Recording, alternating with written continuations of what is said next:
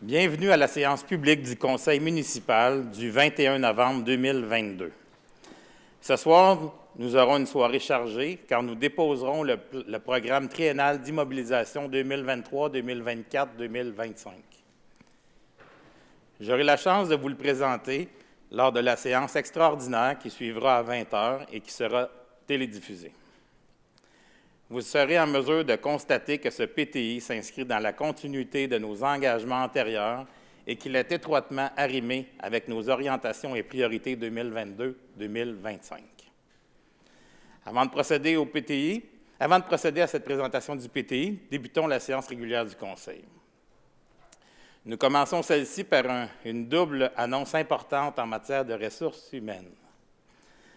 Nous vous avons informé récemment de la nomination de Mme Chantal Frigon à la tête de l'Organisation municipale de la Ville de Saint-Hyacinthe.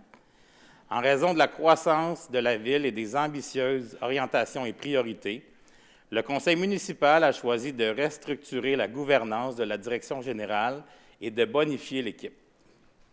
Ainsi, j'ai l'honneur de vous annoncer la promotion de Mme Brigitte Massé à la direction générale adjointe communication et services aux citoyens et celle de M. Charles Laliberté à la direction générale adjointe services techniques. Ils sont d'ailleurs avec nous ce soir dans la salle, ici à l'arrière.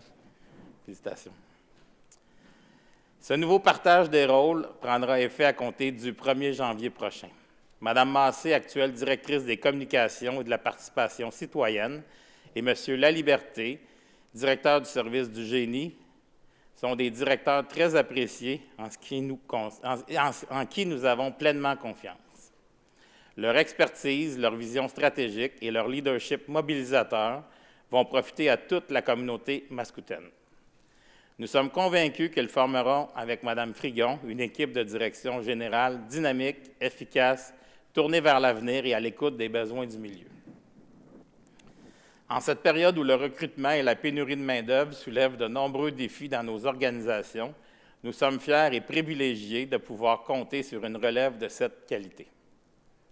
Des concours seront prochainement lancés afin de pourvoir les 2 postes de directeur laissés vacants à la suite de ces promotions. Bravo à vous 2. Dans un autre ordre d'idées, mais toujours en lien avec les ressources humaines, j'aimerais simplement rassurer la population en lien avec l'offre de services en sécurité incendie. Nous ne souhaitons pas négocier avec le syndicat des pompiers sur la place publique et nous continuerons d'être très discrets sur le sujet. Mais je tiens à rassurer nos citoyens et citoyennes. Nous avons les ressources et l'expertise nécessaires pour intervenir en cas de sinistre. Selon la nature des interventions, nous sommes aussi en mesure de faire appel à la collaboration de services de pompiers des villes avoisinantes, grâce à des ententes d'entraide. C'est ce que nous allons faire temporairement en cas d'intervention requérant une équipe spécialisée en gestion des matières dangereuses, à la suite de la démission de plusieurs pompiers de notre équipe interne.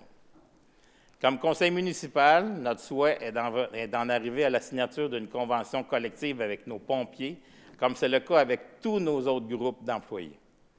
Notre porte a toujours été grande ouverte pour négocier et elle l'est encore. Nous invitons la partie syndicale à nouveau à la table de négociation. Dans l'intervalle, notre priorité est d'assurer la sécurité des citoyennes et des citoyens et de nos équipes et nous agissons en ce sens. Certains dossiers prennent du temps à se régler, mais nous allons, j'en suis convaincu, trouver une voie de passage. Et justement, parlant de dossiers qui se terminent avec une issue heureuse, le 10 novembre dernier, la deuxième voie d'accès vers le cégep de Saint-Hyacinthe a été officiellement inaugurée. Attendue depuis plusieurs années, elle relie l'avenue Castelnau au stationnement arrière du cégep en longeant l'emprise ferroviaire. Nommée rue Guy Daudelin, en hommage au premier directeur pédagogique du collège, cette nouvelle voie d'accès permet au personnel et aux étudiants de gagner du temps précieux. Elle accroît la fluidité de la circulation, principalement aux heures de pointe. Elle améliore aussi la sécurité en cas d'évacuation d'urgence. De nombreux citoyens profitent également de la piste multifonctionnelle pour agrémenter leur marche ou leur balade à vélo. Le Conseil tient à souligner le professionnalisme et la persévérance des équipes municipales tout au long du processus d'acquisition des terrains et durant les travaux. Il y a plusieurs défis à relever et ceux-ci ont été relevés avec brio. Si l'urbanisme, l'aménagement, l'architecture et le patrimoine vous intéressent, la Ville de Saint-Hyacinthe est à la recherche de 2 personnes pour siéger au comité consultatif d'urbanisme à partir de janvier 2023. Le comité étudie des dossiers se rapportant au plan d'urbanisme et au règlement de zonage, de lotissement et de construction. Si ce mandat de 2 ans renouvelable vous intéresse, vous devez faire parvenir votre curriculum vitae accompagné d'une courte lettre de motivation au comité consultatif d'urbanisme au plus tard le 30 novembre. Toutes les informations sont disponibles sur le site Internet de la Ville de Saint-Hyacinthe. Nous avons eu droit à une belle première bordée de neige la semaine passée. N'oubliez pas de vous inscrire au service de texto-déneigement.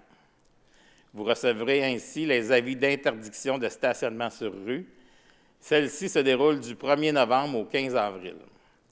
Pour rappel, durant la période hivernale, chaque soir, l'un des 3 scénarios s'applique.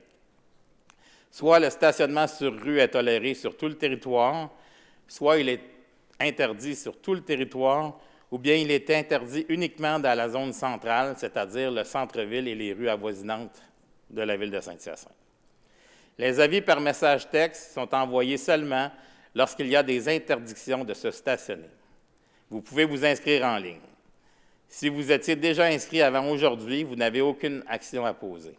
Les avis d'interdiction de stationnement sur rue seront également publiés sur la page Facebook et sur le site Internet de la Ville de Saint-Hyacinthe, ainsi que disponibles au 450-778-8478. Les avis sont mis à jour à compter de 17 heures pour la nuit. Je vous rappelle également qu'un projet pilote de déneigement écologique est implanté cet hiver dans les secteurs Douville et Saint-Joseph. Cette nouvelle pratique permettra à la Ville de diminuer les impacts du sel de déglaçage sur l'environnement. Je tiens à préciser que le déneigement se fera comme à l'habitude. Le sel de déglaçage sera remplacé par des abrasifs, des petites pierres fracturées pour assurer la sécurité des usagers, piétons et véhicules. De plus, du sel d'épandage sera appliqué lorsque les conditions climatiques l'exigeront. Il est demandé aux automobilistes de réduire leur vitesse et de prévoir une plus grande distance de freinage dans les rues locales des 2 secteurs visés, donc Douville et Saint-Joseph. Cette mise en place est réalisée grâce à la réponse favorable de 78 % des citoyens qui ont participé à la consultation publique à ce sujet en septembre dernier. En parlant de déplacement automobile sécuritaire, Opération Nez Rouge est à la recherche de bénévoles pour les soirées de raccompagnement à Saint-Hyacinthe. Celle-ci débute dès samedi prochain, le 25 novembre prochain. Si vous désirez participer et aider la Maison des jeunes de Saint-Hyacinthe, vous pouvez consulter le site web opérationnezrouge.com ou appeler au 450-771-4011. En plus de la prudence sur les routes, la période des fêtes est également marquée par la collecte de denrées non périssables organisée par la Moisson Mascoutaine. Afin d'aider les plus démunis, l'activité du Grand Partage Mascoutin aura lieu le dimanche 4 décembre prochain. Préparez vos dons en argent ou vos sacs de denrées pour que les bénévoles qui feront du porte-à-porte le ramassent. De son côté, la grande guignolée des médias se déroulera sur les artères principales le jeudi 1er décembre. Des bénévoles des médias et d'autres entreprises participantes seront présents sur des coins de rue importants pour y récolter les dons monétaires ou alimentaires des automobilistes. Donnez généreusement. Les nouveaux bulletins municipaux sont en ligne sur le site Internet de la Ville. Lisez au rythme de Saint-Hyacinthe pour en connaître davantage sur les activités municipales et retrouver la programmation hivernale dans le loisir. Nos bulletins sont aussi disponibles en copie papier dans plusieurs édifices municipaux. Finalement, l'approche de la période hivernale marque aussi la fermeture temporaire de l'écocentre, et ce jusqu'en avril prochain. Vous avez donc jusqu'au 27 novembre, du vendredi au dimanche, pour y déposer vos résidus de construction, peinture, huile, pneus, bois et autres items dans le respect de l'environnement. L'écocentre est situé au 1880 rue Brouillette à Saint-Hyacinthe.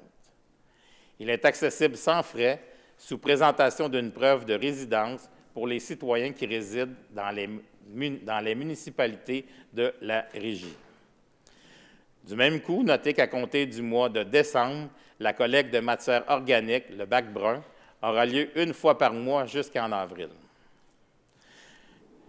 Avant de passer à la période de questions du public, j'ai une petite annonce à vous faire parce que dernièrement, on a fait un sondage concernant l'Halloween et on a reçu les résultats de la consultation publique sur l'Halloween aujourd'hui. Je souhaite ajouter un sujet tout chaud à ce mot d'introduction, car nous venons de recevoir les résultats de la consultation publique sur l'Halloween qui se terminait hier. Je rappelle que cette consultation publique sur la date de l'Halloween a été lancée le 8 novembre par le biais d'une publication Facebook qui a atteint 22 148 personnes et qui a généré 203 commentaires et 137 partages. Nous avons reçu 1125 réponses. C'est notre sondage qui a reçu le plus de réponses à vie à Saint-Hyacinthe. De ce nombre, 563 personnes ont voté pour le samedi le plus près, alors que 562 personnes préfèrent garder l'Halloween le 31 octobre. C'est donc un résultat 50-50. Parmi les principaux commentaires, plusieurs ont mentionné que mettre l'Halloween le samedi serait plus pratique pour les familles et moins compliqué avec l'école et la garderie.